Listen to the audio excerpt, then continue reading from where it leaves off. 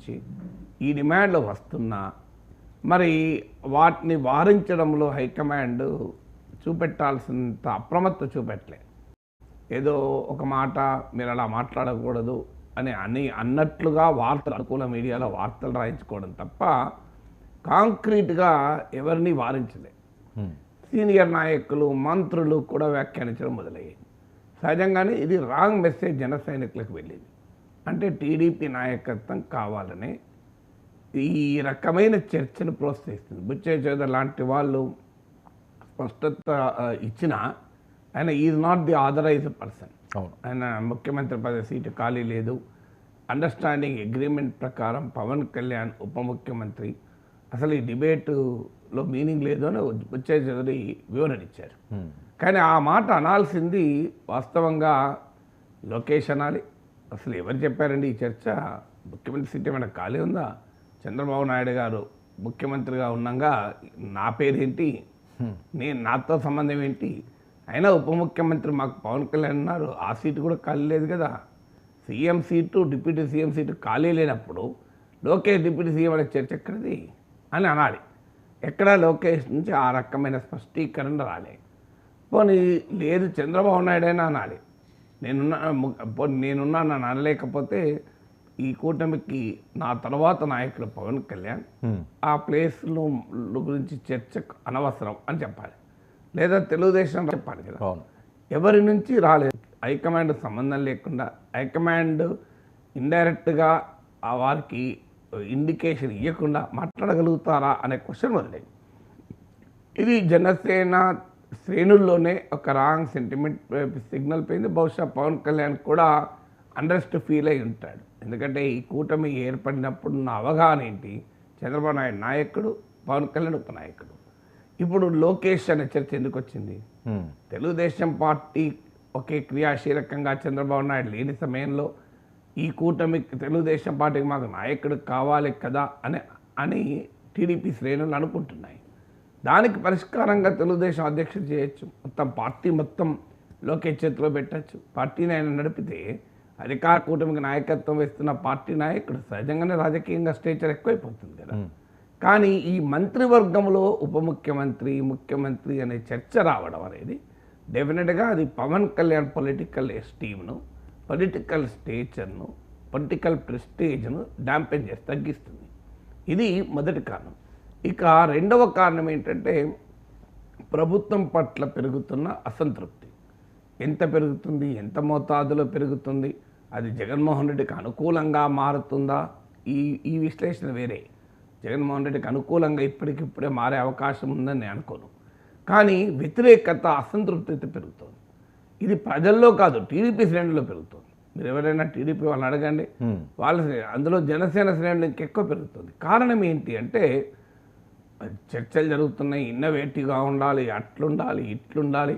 మన చంద్రబాబు నాయుడు అంటున్నాడు, ఫైనాన్షియల్గా సంబంధం లేకుండా సొల్యూషన్లు వెతకాలి కలెక్టర్లు, పబ్లిక్ ప్రైవేట్ పార్ట్నర్షిప్లు ఆలోచించాలి, కేంద్రం నుంచి నిధులు ఆలోచించాలి, ఇవన్నీ అంటున్నారు. కానీ గ్రౌండ్ లెవెల్లో ఇప్పటికీ సూపర్ 6 అమలు కాలేదు. అమలు చేయగలిగే పరిస్థితి కూడా లేదు. అమలు చేయకుండా ఉండటానికి జస్టిఫికేషన్లు సూపర్ 6 అమలు సాధ్యం కాదని తెలిసే హామీలు ఇచ్చారు. ఈ మాట మొదలు ఎన్నికలకు ముందే అనాలి కదా, ఎందుకు ఇచ్చావా ఈ హామీ అని. అప్పుడు అన్నారో లేదో నాకు తెలియదు. కానీ ఇప్పుడు అనడం వల్ల సహజంగానే ఇది ఒక గ్రౌండ్ ప్రిపేర్ అవుతుందా అనే క్వశ్చన్ వస్తుంది. సూపర్ 6 అమలు చేయగలుగుతారా? ప్రాక్టికల్గా అమలు చేయలేరు. లెక్కేస్తే కనీసం 2 లక్షల బడ్జెట్, 2,30,000 కోట్లు అనుకుంటాను రాష్ట్ర బడ్జెట్. అంతకన్నా ఎక్కువ కావాలి నిధులు, అంతకన్నా ఎక్కువ కావాలి. మరి ఏ రకంగా తీసుకొస్తారు ఈ డబ్బులు? సో ఇప్పటికిప్పుడు సంపద సృష్టించేది లేదు. కేంద్రము మన బడ్జెట్లో చూసాం కదా, బీహార్ పేరు 6 సార్లు పలికారు, ఆంధ్రప్రదేశ్ సార్ ఒక్క పేరు ఒక్కసారి వచ్చిందా? సో ఇలాంటి సిచ్యువేషన్లో ప్రజల నుంచి వ్యతిరేకత వస్తుంటే, ఉదాహరణకు రైతాంగంలో మొదలైంది. ఏంటిది, మాకు ఇంకా భరోసా పడలేదు. సో ఇవన్నీ ఒకటికొకటి జమై ప్రభుత్వం పట్ల అసంతృప్తి పెరిగితే అనివార్యంగా అది జనసేన పైన, పవన్ కళ్యాణ్ పైన కూడా రిఫ్లెక్ట్ అవుతుంది. సో దానికి జనసేన సిద్ధంగా లేదు. లాభానికి సిద్ధంగా ఉంటారు ఎవరైనా, కానీ నష్టానికి ఎంత సిద్ధంగా ఉంటారు. సో తమ ఖాతాలో క్రెడిట్ పడితే అంగీకరిస్తారు, డెబిట్ పడితే ఎవరు అంగీకరించారు. ఇప్పుడు మీ అకౌంట్లో అనుకోకుండా 50,000 లక్ష పడింది అనుకోండి, మీరు టెన్షన్ పడతారా? రేపు చూసుకుందాంలే ఎవరి నుంచి పడ్డదో అనుకుంటారు. అదే ₹1,00,000 డెబిట్ కనబడదు అనుకో, మీకు నిద్ర వెంటనే లేచి కూర్చొని అది ఎక్కడి నుంచి డెబిట్ అయిందో చూసుకుంటారు. సో క్రెడిట్ అనేది రెడీ ఉంటారు ఎవరైనా, డెబిట్ రెడీ ఉండదు. అందువల్ల ఇది రెండవ ఫ్యాక్టర్. మూడవ ఫ్యాక్టర్ ఏంటంటే స్థానికంగా జనసేన బలంగా, జనసేన ఎమ్మెల్యేలుగా ఉన్న చోట కూడా టీడీపీకి వేళ్ళూనుకున్న నాయకులు ఉన్నారు. కూటమిలో భాగంగా, పొత్తులో భాగంగా జనసేనకి ఇవ్వచ్చు, కానీ టీడీపీకి బలమైనటువంటి నాయకత్వం ఉంది. ఆ బలమైన నాయకత్వాన్ని కాదని పార్టీ పొత్తు ధర్మంలో భాగంగా మీకు జనసేనకి ఇచ్చారు. అలాగే అక్కడ టీడీపీ నాయకుల పెత్తనం ఉంటుంది, జనసేన ఎమ్మెల్యేపీ నాయకుల పెత్తనం ఉంటుంది, అవకాశం ఉంటుంది. సో అందువల్ల ఇది దిగువ స్థాయిలో జనసేన కార్యకర్తల్లో చర్చ మొదలైంది, అసహనం మొదలైంది. పవన్ కళ్యాణ్ ఆపుతున్నాడు మన కూటమి ధర్మం అని, కానీ ప్రాక్టికల్గా ఆ ఛాలెంజ్ మొదలైంది. నాలుగో ఫ్యాక్టరు అడ్మినిస్ట్రేషను. మీరు ముఖ్యమంత్రిగా ఉన్న వ్యక్తి మనసులో ఏముంది అనేది ఊహించి అధికార గణం కదులుతుంటారు. ఇప్పుడు ఆంధ్రప్రదేశ్ ప్రభుత్వంలో ముఖ్యమంత్రిగా చంద్రబాబు నాయుడు ఉన్నా, ఉప ముఖ్యమంత్రిగా పవన్ కళ్యాణ్ ఉన్నా, లోకేష్కు ఉన్నటువంటి పవర్ పవన్ కళ్యాణ్కి ఉంటుందా? ఇదొక క్వశ్చన్. మీకు అవునన్నా కాదన్నా సీనియర్ అధికారులైనా ఎవరైనా లోకేష్కి ఎక్కువ ప్రియారిటీ ఇస్తున్నారా, పవన్ కళ్యాణ్కి ఎక్కువ ప్రియారిటీ ఇస్తున్నారా అనే క్వశ్చన్ మొదలవుతుంది. కూటమి గనక అన్ని ఈక్వల్ కూటమి అయ్యి ఉంటే మీకు ఈ ప్రాబ్లం ఉండేది కాదు. ఎందుకంటే తెలుగుదేశానికి ఒక 70 సభ్యులు ఉండి 20 సభ్యులు జనసేనకు ఉంటే అధికారులకు కూడా పొలిటికల్ మెసేజ్ పోయేది, ఎందుకంటే జనసేన మద్దతు లేకపోతే ఈ ప్రభుత్వమే ఉండదు అని. కానీ నెంబర్స్ అసిమెట్రీ జనసేన పట్ల, ఎందుకంటే తెలుగుదేశానికే సొంతగా బలం ఉంది. సో అందువల్ల మీకు అడ్మినిస్ట్రేషన్లో లోకేష్కి ప్రియారిటీ ఇస్తున్నారా లేదా పవన్ కళ్యాణ్ ప్రియారిటీ ఇస్తున్నారా? ఇక్కడ కొంతమంది చెప్పేది ఏంటంటే Pawan Kalyan deputy chief minister అయినా కూడా అధికార గణం, సీనియర్ అధికారులంతా లోకేష్కే ఎక్కువ విలువిస్తున్నారు, లోకేష్కి ఎక్కువ ప్రాధాన్యత. అంటే సీఎం గారి తనయుడు, సహజంగా సీఎం గారి తనయుడు కదా, సీఎంకి యాక్సెస్ కదా. మీకు లొకేషన్ సంతృప్తి పరిస్తే ఆ లోకేష్ అంగీకరిస్తే ఉదాహరణకి ఏదైనా, సో ఆయనే సీఎంకి చెప్పుకుంటాడు అనేది. తర్వాత అనేక అంశాల్లో చంద్రబాబు నాయుడుకి కూడా ఆ నిర్ణయాన్ని లోకేష్కి వదిలేస్తున్నాడు కూడా, పార్టీ నిర్ణయాలు కానీ, పొలిటికల్ కానీ, ఇతర కథ కానీ. సో ఇది 5వ ప్రశ్నగా ముందుకు వస్తుంది. అందువల్ల ఈ ఫ్యాక్టర్స్ అన్నీ కలిస్తే వెరసి అనీజీ రిలేషన్షిప్ మొదలైంది. జనసేన టీడీపీల మధ్య ఒక రకమైన అనీజీ రిలేషన్షిప్ అయితే మొదలైంది. దాన్ని అలగడమా అని మీరు పేరు పెట్టండిరా, గులగడమా అని ఇంకోరు పేరు పెట్టచ్చు, ఏదైనా పేరు పెట్టండి. ఈ 5తో పాటు 6వ డైమెన్షన్ ఏంటంటే ఇదంతా కలిసి ఎక్కడ జగన్కి లాభం అవుతుందో అనే అనుమానం కూడా మొదలైంది. ఇప్పుడు మీరు మన డిప్యూటీ చీఫ్ మినిస్టర్ చర్చ జరిగినప్పుడు వైసీపీ వాళ్ళు ఓపెన్ అన్నారు కదా, జనసేన వాళ్ళు ఇలా ఈ చర్చ మొదలు పెట్టడం వల్ల వైసీపీకి ఒక ఆయుధం ఇచ్చిన వాళ్ళం అవుతాం. సో ఈ ఆయుధం ఇవ్వడం ఏంటి అని సరిగ్గా తిరుపతిలో పవన్ కళ్యాణ్ క్షమాపణ కోరినప్పుడు టీడీపీ వాళ్ళు ఇదే మాట అన్నారు. ఇలా ఉప ముఖ్యమంత్రి బహిరంగంగా ఒక మాట, ముఖ్యమంత్రి ఇంకో రకంగా మాట్లాడడం వైసీపీకి ఆయుధం అవుతుంది అని. సో ఇలా టీడీపీ వాళ్ళలో ఈ ప్రశ్న కొన్ని విషయాల్లో అయ్యో ఇది వైసీపీకి ఆయుధం అవుతుంది అని భావన ఉంది. జనసేనలో కొన్ని విషయాల్లో ఇది వైసీపీకి ఆయుధం అవుతుందని భావన ఉంది. ఇది వైసీపీకి ఆయుధం అయ్యేలా తమ మిత్రపక్షం, తమ పార్ట్నర్ వ్యవహరిస్తున్నారు అని పరస్పరం భావిస్తున్నారు. రియాలిటీలో ఇద్దరు కలిసి అదే పని చేస్తున్నారు. సందర్భం వేరు కావచ్చు, కాంటెక్స్ట్ వేరు కావచ్చు. సో ఈ ఫ్యాక్టర్స్ అన్నీ కలిపి ఒక రకమైన అనీజీ రిలేషన్షిప్ ఉంది. ఇందులో 7వది బీజేపీ ఫ్యాక్టర్ ఉంది. బీజేపీ ఫ్యాక్టరు క్లియర్గా బీజేపీ జనసేన పట్ల అదనపు ప్రేమతో ఉంది. మీకు ఎక్కడైనా మీటింగ్లలో కూడా చూడండి, బాడీ లాంగ్వేజ్ చూడండి, నరేంద్ర మోడీ పవన్ కళ్యాణ్కి ఇచ్చే విలువ. ఈవెన్ ఎన్డీఏ మీటింగ్లో కూడా చంద్రబాబు నాయుడు ఉండగా పవన్ కళ్యాణ్ పవన్ అయ్యే తుఫాన్ అయ్యా అన్నాడు మోడీ. నేను చంద్రబాబు నాయుడు తుఫాన్ అలే, పవన్ కళ్యాణ్ తుఫాన్ అన్నాడు. సో బీజేపీ స్కీమ్ ఆఫ్ థింగ్స్లో చాలా క్లియర్గా పవన్ కళ్యాణ్ పట్ల వారు మొగ్గు చూపుతున్నారు. నిజంగా కూడా 2014లో కూడా బీజేపీ డైరెక్ట్గా తెలుగుదేశంతో కలవలే, వయా జనసేనే. 2024 అయితే క్లియర్గా జనసేన బ్రిడ్జ్ జనసేన పట్టుకొచ్చి బీజేపీని టీడీపీని కలిపింది. సో ఇప్పటికీ ఐడియాలజికల్గా చూసుకున్న పవన్ కళ్యాణ్ మోర్ అగ్రెసివ్గా బీజేపీ ఎజెండా చెప్తున్నాడు. ఇప్పుడు కూడా సనాతన ధర్మ పరిరక్షణ యాత్రలు ఎక్కడ ఉన్నారు. సో అందువల్ల బీజేపీకి మోర్ రిలయబుల్గా పవన్ కళ్యాణ్ కనబడుతున్నాడు, నాట్ చంద్రబాబు నాయుడు. మీరు ఎవరిని అడగండి బీజేపీ నాయకుల్ని, మా నాయకత్వం చంద్రబాబు నాయుడు పూర్తిగా నమ్మరు. ఎందుకంటే గత అనుభవాల రీత్యా ఏమో ఎప్పుడు వెళ్ళిపోతాడో మాకు తెలియదు. అందువల్ల వాళ్ళు ప్రిపేర్ అయి ఉంటారు. They are more reliable. అంటే మరి పవన్ కళ్యాణ్ కూటమిలో మిత్రపక్షాలు మార్చాలని మార్చచ్చు, కానీ బీజేపీతో కలవడం, కలిసి విడిపోయి కలిసిన చరిత్ర లేదు కదా. ఇప్పుడు ఆయన అంతకుముందు వాళ్ళు 2019లో వామపక్షాలతో ఉండొచ్చు, 2024లో బీజేపీతో కలవచ్చు, అది వేరు. కానీ బీజేపీకి అనుభవం, కానీ చంద్రబాబు నాయుడుతో బీజేపీకి ఉన్న అనుభవం ఏంటి? మొదలు కార్గిల్ యుద్ధ నేపథ్యంలో వాజ్పేయి ప్రభుత్వాన్ని పట్ల ఉన్న సానుకూలత గమనించిన చంద్రబాబు నాయుడు అప్పుడు లెఫ్ట్తో పొత్తును వదులుకొని బీజేపీతో కలిశాడు. 2002 గుజరాత్ రైట్స్ అప్పుడు మళ్ళీ కాస్త దూరం అయ్యాడు.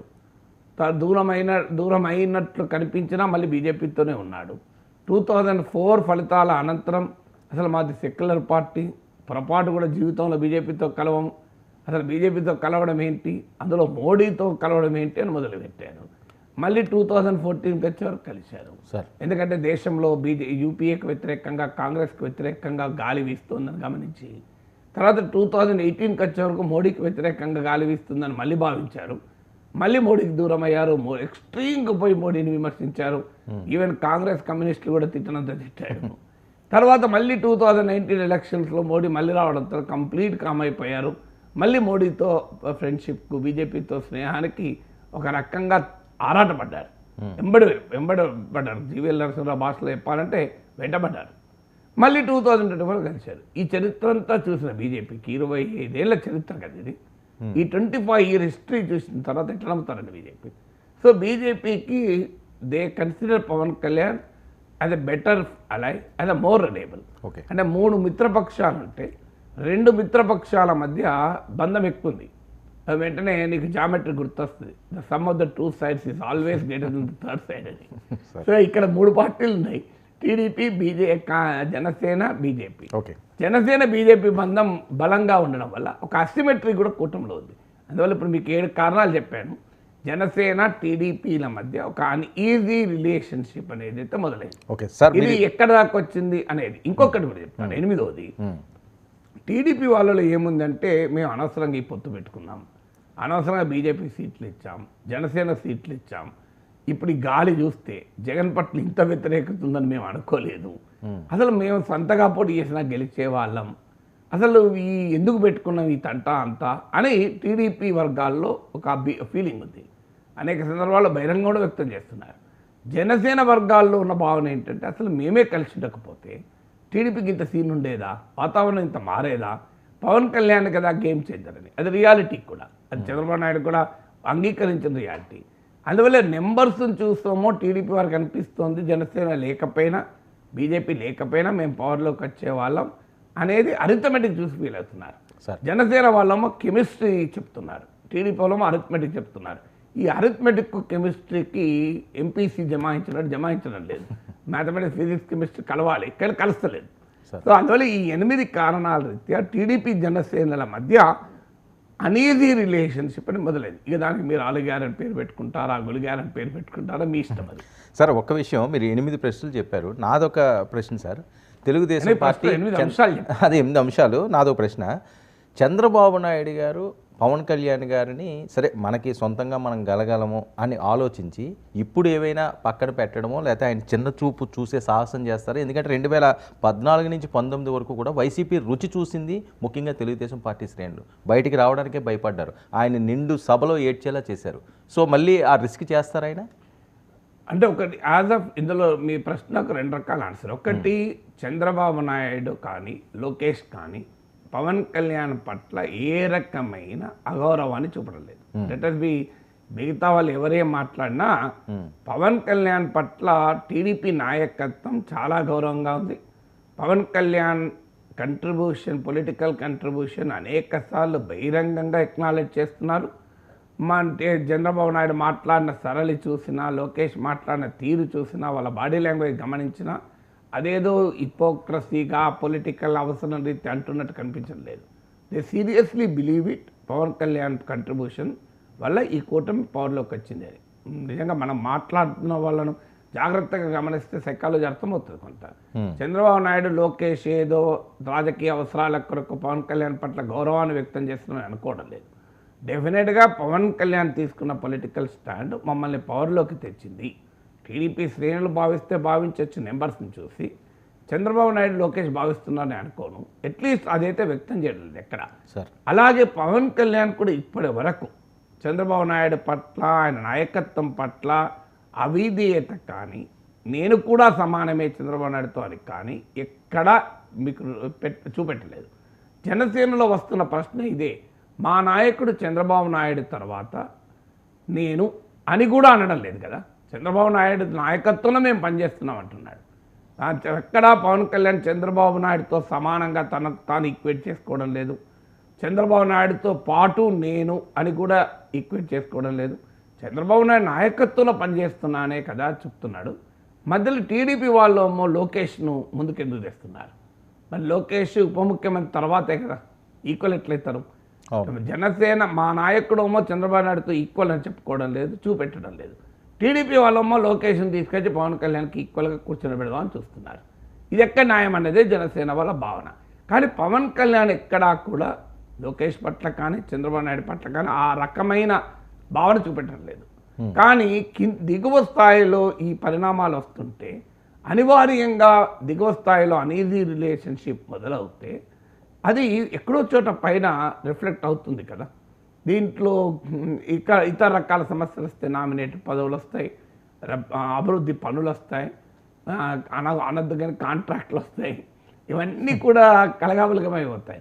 సో అందువల్ల ఇప్పటికిప్పుడు చంద్రబాబు నాయుడు కానీ పవన్ కళ్యాణ్లు కానీ పరస్పరం అగౌరవం చూపెట్టుకునే ఆ స్వభావం కూడా కనిపించడం లేదు. కానీ భవిష్యత్తులో ఏమైతాయి నోబడి నోస్. ఇప్పుడు ఏబిఎన్ రాధాకృష్ణ చెప్పినట్లు రాజకీయాలు ఎప్పుడూ నిశ్చలంగా ఉండవు. ఇది ఆయన చెప్పింది, నేను చెప్పింది కాదు. నేను ఎక్కువ రాధాకృష్ణ గారిని కోట్ చేస్తాను. ఎందుకంటే నేనేమైనా మాట్లాడితే ఇమీడియట్గా నాపై నిందారోపణలు వేస్తారు. సో ఈయన వైసీపీకి అనుకూలంగా మాట్లాడుతున్నాడు అని. రాధాకృష్ణ పైన అలాంటి నిందారోపణలు వేయరు కనుక నేను ఆ టేక్ షీల్డ్. నేను చెప్పే అంశాలు, నేను నమ్మే అంశాలు ఒకవేళ రాధాకృష్ణ గారు కూడా అంటే రాధాకృష్ణ గారు చెప్పారని చెప్పి రాధాకృష్ణ చెప్పాడు అంటున్నా. ఎందుకంటే దాంతో ఒక పంచాయతీ పోతుంది. అయ్యా నేను చెప్పడం కాదయ్యా, మీకు మీ తస్మదీయుడు కానీ రాధాకృష్ణ చెప్తున్నాడు అని. సో ఆయనే చెప్పాడు క్లియర్గా ఆయన వీకెండ్ కామెంట్లో, రాజకీయాలు ఎప్పుడూ నిశ్చలంగా ఉండవు. పవన్ కళ్యాణ్ ముందు పెట్టి తెలుగుదేశానికి ప్రత్యామ్నాయం కావాలని బీజేపీ జాతీయ నాయకత్వం ఆలోచిస్తుందని చెప్పారు. సరిగ్గా నేను ఇదే చెప్పాను. మీకు ఇక్కడ బీజేపీ స్ట్రాటజీ వేరుంటుంది. సో అందువల్ల మీకు ఇప్పటికిప్పుడు వాస్తవంగా జనసేన టీడీపీ నాయకత్వాల మధ్య ఏ ప్రాబ్లం లేకపోవచ్చు. భవిష్యత్తులో ఏముంటుంది ఎవరమో చెప్పలేము. అందుకే రాధాకృష్ణ ఉపాఖ్యానం, రాజకీయాలు నిశ్చలంగా ఉండవు. ఏం జరుగుతుంది ఎవరని చెప్పగలుగుతాం? సో ఇది ఎప్పుడు జరుగుతుంది ఎవరని చెప్పగలుగుతాం? బీజేపీ వర్గాల్లో అయితే చర్చ ఇది ఎక్కువ కాలం మేము కలిసి ఉండలేము అనే భావన కూడా మొదలైంది. ఇది 2029 వరకు చెక్కు చెదరకుండా ఉంటుందా? Nobody knows. ఎందుకంటే పాలిటిక్స్ చాలా వేగంగా పరిణామాలు చెందుతూ ఉంటాయి. ఎవరు ఎప్పుడు ఎక్కడ కలుస్తారు, ఎవరు ఎవరితో కలుస్తారు, ఎవరి వ్యూహం ఎలా ఉంటుంది అని. ఇప్పుడు రేపు అది చంద్రబాబు నాయుడు ప్రభుత్వం పట్ల ప్రజల్లో అసంతృప్తి స్థాయిని బట్టి ఉంటుంది. అసంతృప్తి బాగా పెరుగుతుందనుకోండి, ఆ బిల్లు మేమెందుకు కట్టాలి అని బీజేపీ జనసేనలు ఆలోచించవచ్చు. లేదు ఈ అసంతృప్తి వల్ల ఎక్కడ వైసీపీ పుంజుకుంటుందో ఆ పొలిటికల్ స్పేస్లో మేము ఉండాలి అని కోరుకోవచ్చు. It can happen in anything.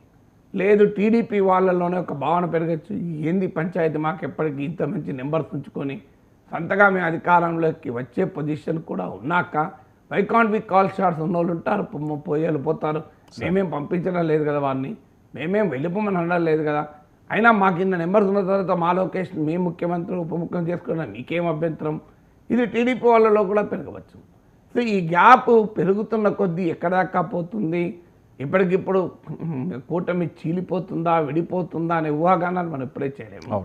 కానీ ఖచ్చితంగా కూటమి ఇలాగే ఫెబికాల్ని మించిన బంధం ఉంటుందని ఎవరూ చెప్పలేము. ఎందుకంటే రాజకీయాలు అలా ఎక్కడా ఉండవు. ఎన్ని పార్టీలు కలిసి ఎన్ని పార్టీలు విడిపోలేదు మీకు దేశంలో. అందులో ప్రాంతీయ పార్టీలకు జాతీయ పార్టీకి మధ్య రిలేషన్స్ అలాగే ఉంటాయి. మీకు చాలా కొన్ని రిలేషన్స్ మాత్రమే స్టాండర్డ్గా ఉంటాయి. మీరు ఎక్కడన్నా